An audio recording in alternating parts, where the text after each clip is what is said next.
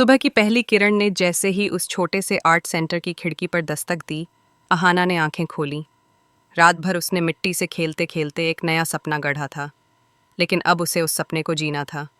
उसने धीरे से अपनी मूर्तियों को देखा, हर एक में उसका दर्द, उसकी हिम्मत, उसका अस्तित्व झलक रहा था। सीमा दीदी ने उसके पास आकर कहा, अहाना, अगर तू चाह ले तो मैं तेरी मूर्तियों की प्रदर्शनी लगवा दूं। शहर के बड़े लोग आएंगे, शायद तेरे काम को पहचान मिले। अहाना ने बिना मुस्कुराए सिर हिलाया। उसके चेहरे पर एक अजीब सुकून था, लेकिन अंदर कहीं डर भी था। डर उस समाज का जिसने हमेशा औरत की सफलता को सवालों में बदला है।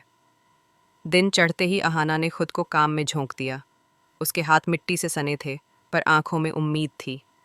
हर मूर्ति एक कहानी थी, एक ऐसी औरत की जो किसी रिश्ते की परिभाषा में बंधने से इनकार करती है।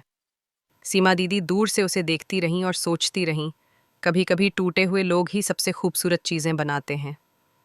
शाम होते होते अहाना की पहली मूर्तियों की प्रदर्शनी तय हो गई।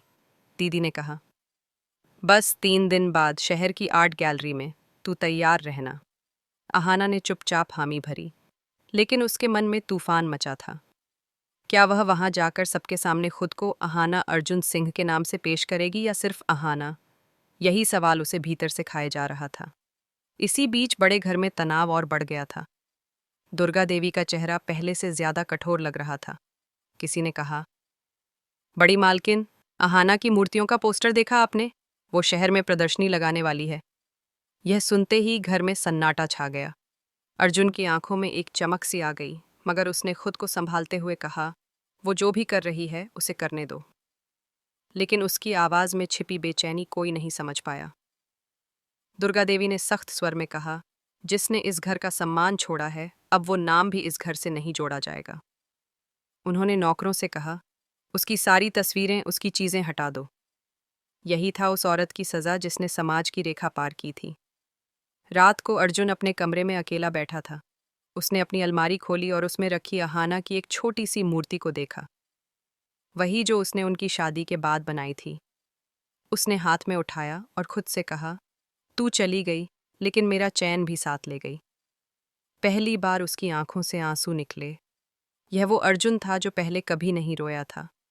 उधर अहाना अपनी प्रदर्शनी की तैयारी में जुटी थी, लेकिन हर बार जब वह किसी मूर्ति को छूती, उसे अपने अतीत के किसी पल की याद आ जाती।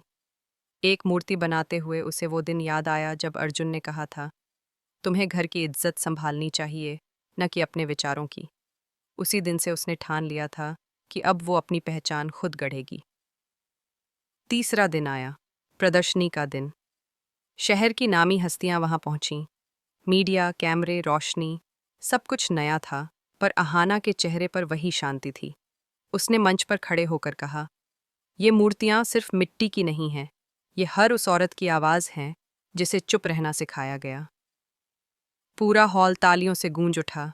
सीमा दीदी की आंखों में गर्व था। लेकिन तभी दरवाजे पर हलचल हुई।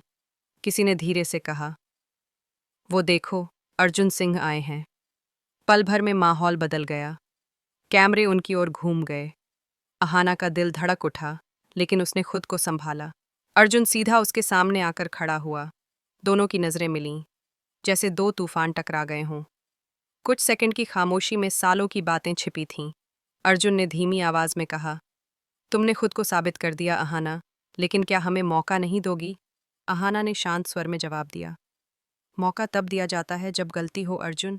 मैंने गलती नहीं की थी, बस सच बोला था, और सच को किसी माफी की जरूरत नहीं होती।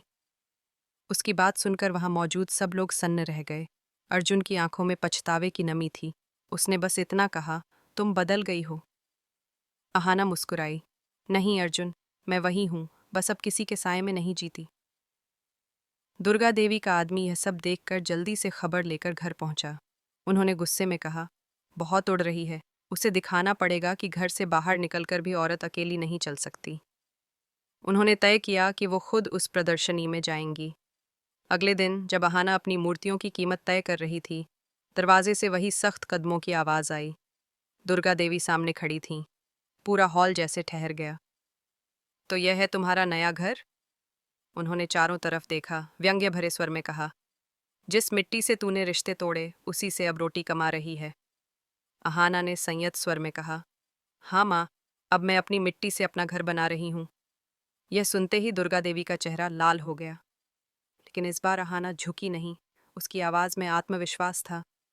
मैंने उस घर की मर्यादा नहीं तोड़ी, बस अपनी आवाज़ पाई है, और अगर यही गुनाह है तो मैं इसे बार बार करूँगी। पूरा हॉल तालियों से गूंज उठा। मीडिया के कैमरे चमकने लगे। दुर्गा देवी बिना कुछ कहे लौट गईं, लेकिन उनके कदमों में हार का बोझ था। उस रात अहाना ने अपनी डायरी में लिखा, आज मैंने खुद को अपने ही नाम से पुकारा, अहाना, बस यही जीत है। लेकिन यह जीत अब एक नई परीक्षा का दरवाज़ा खोलने वाली थी, क्योंकि जो औरत खुद को पहचान लेती है, समाज उसे और कठोर सवालों में घेरता है। अगले दिन उसके खिलाफ सोशल मीडिया पर अफवाहें फैलने लगीं। घर तोड़ने वाली बहू, नारीवाद के नाम पर कलंक। लोग उसकी तस्वीरें शेयर कर रहे थे, उसके शब्दों को तोड़ मरोड़ कर लिख रहे थे। सीमा दीदी ने कहा, मत पढ़ इन्हें, ये लोग वही हैं जो बदलाव से डरते हैं। पर अहाना मुस्कुराई। दीदी, अगर इनकी बातों से डर गई तो सुबह की धूप इस बार अहाना के चेहरे पर अलग तरह से पड़ी। पहले की तरह थकी हुई नहीं, बल्कि नई ऊर्जा से भरी। आज उसके हाथों में सिर्फ मिट्टी नहीं थी, बल्कि एक सपना था, आसरा का। वही संस्था जो उन औरतों के लिए थी जिन्हें अपने घरों से निकाल दिया गया था, जो समाज की जंजीरों में बंधकर अपनी आवाज़ खो चुकी थीं। सीमा दीदी के साथ उसने एक छोटे से कमरे से शुरुआत की। 4 दीवारें, 2 पुरानी मेज़ें और कुछ टूटे हुए कुर्सियाँ। बस इतना ही था उसका संसार। लेकिन उस छोटे से कोने में उम्मीद की महक थी। धीरे धीरे कुछ और महिलाएं उसके पास आने लगीं। किसी को ससुराल से निकाला गया था, किसी को नौकरी में अपमान झेलना पड़ा था, किसी को मायके ने ठुकरा दिया था। सबके चेहरे थके हुए थे, लेकिन आंखों में एक समान दर्द था। और अहाना ने तय किया कि अब कोई भी औरत वो रात अकेली नहीं गुजारेगी जो उसने बस स्टॉप पर गुजारी थी। हर दिन अहाना उन सबके साथ बैठती, उन्हें मिट्टी से मूर्तियां बनाना सिखाती, जैसे वह मिट्टी से अपनी टूटी हुई जिंदगियां फिर गढ़ रही हो। उसके लिए आसरा सिर्फ संस्था नहीं, एक परिवार था। शहर के लोग अब उसके नाम से परिचित होने लगे थे। अखबारों में उसकी कहानी छपने लगी, छोटी बहू जिसने समाज को आईना दिखाया। लेकिन जहां तारीफें थीं, वहीं आलोचनाएं भी थीं। बहुतों ने कहा, वो घर छोड़कर औरतों को विद्रोह सिखा रही है। पर अहाना मुस्कुराकर जवाब देती, मैं विद्रोह नहीं, आत्मसम्मान सिखा रही हूँ। एक दिन जब अहाना अपनी कक्षा में बच्चों को मिट्टी का काम सिखा रही थी, बाहर से किसी ने आवाज़ लगाई, क्या यहाँ अहाना जी मिलेंगी? वह बाहर निकली तो देखा, सामने दुर्गा देवी खड़ी थीं। वही चेहरा, वही तेज, पर इस बार आंखों में कठोरता नहीं थी। एक थकान थी, एक पछतावा। पीछे अर्जुन भी था, चुपचाप सिर झुकाए हुए। कुछ पल तक तीनों के बीच खामोशी रही। फिर दुर्गा देवी ने कहा, अहाना, मैंने तुझे समझा नहीं।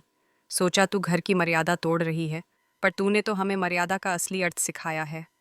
उनकी आवाज़ कांप रही थी। घर सिर्फ दीवारों से नहीं बनता, उसमें रहने वालों के दिलों से बनता है, और तूने वो दिल बनाया है। अर्जुन ने आगे बढ़कर कहा, मैंने भी गलती की अहाना, तुम्हारे आत्मसम्मान को जिद समझा। आज जब तू दूसरों को जीना सिखा रही है, तब समझ आया कि तूने कभी घर छोड़ा ही नहीं। तू तो अपनेपन की नई परिभाषा गढ़ रही थी। अहाना की आंखों में आंसू आ गए, पर उसने मुस्कुराते हुए कहा, मैंने किसी से नफरत नहीं की थी, बस खुद से प्यार करना सीखा था। फिर उसने अपने हाथ जोड़कर कहा, अगर आप सच में मुझे समझ पाए हैं, तो इस आसरा का हिस्सा बन जाइए। दुर्गा देवी ने आगे बढ़कर अहाना के सिर पर हाथ रखा। अर्जुन ने दीवार पर टंगे बोर्ड को देखा, आसरा, हर औरत का अपना घर। उसने धीमे से कहा, शायद अब मैं सच में तुम्हारे घर आया हूँ। कुछ ही हफ्तों में आसरा शहर की चर्चा बन गया। बड़ी कंपनियों ने उसे सहयोग देना शुरू किया। जिन औरतों के पास कभी रहने की जगह नहीं थी, वे अब अपनी कला से कमाई कर रही थीं। हर शाम वहां से हंसी और उम्मीद की आवाज़ें आतीं। वही आवाज़ें जो कभी अहाना के, अहाना जी, आपको नहीं लगता कि अगर आप घर वापस चली जाती तो यह सब नहीं हो पाता? अहाना ने शांत स्वर में कहा, शायद नहीं। कभी कभी रास्ता खोने से मंजिल मिलती है। मैं अगर उस रात बस स्टॉप पर ना होती, तो शायद आज इतने लोगों के घरों में रोशनी ना होती। उसके ये शब्द सुनकर सबकी आंखें नम हो गईं। उस रात अहाना देर तक आसरा के दरवाजे पर बैठी रही। ठंडी हवा चल रही थी। वही बस स्टॉप कुछ दूरी पर दिख रहा था, जहां उसने वो लंबी रात बिताई थी। उसने मन ही मन कहा, उस रात मैं टूटी नहीं थी, बस मैं बन रही थी। आसमान में चांद चमक रहा था, जैसे ऊपर से कोई कह रहा हो, अब तू सच में छोटी बहू नहीं रही, तू इस बड़े संसार की बेटी बन गई है। अगली सुबह अखबार की सुर्खी थी, Ahana, the young bride who built Holmes for the broken, और उसके नीचे एक लाइन, कभी जिसे उसके घर से निकाला गया था, आज वही हजारों को आसरा दे रही है। बड़े घर की छोटी बहू की कहानी वहीं खत्म हुई जहां से उसकी नई जिंदगी शुरू हुई थी, घर की चौखट से निकलकर अपने दम पर खड़ा होना। और यही था असली मोड़, असली ट्विस्ट, कि एक बहू जिसने समाज की परिभाषा तोड़ी, वही अब औरतों के लिए परिभाषा बन चुकी थी।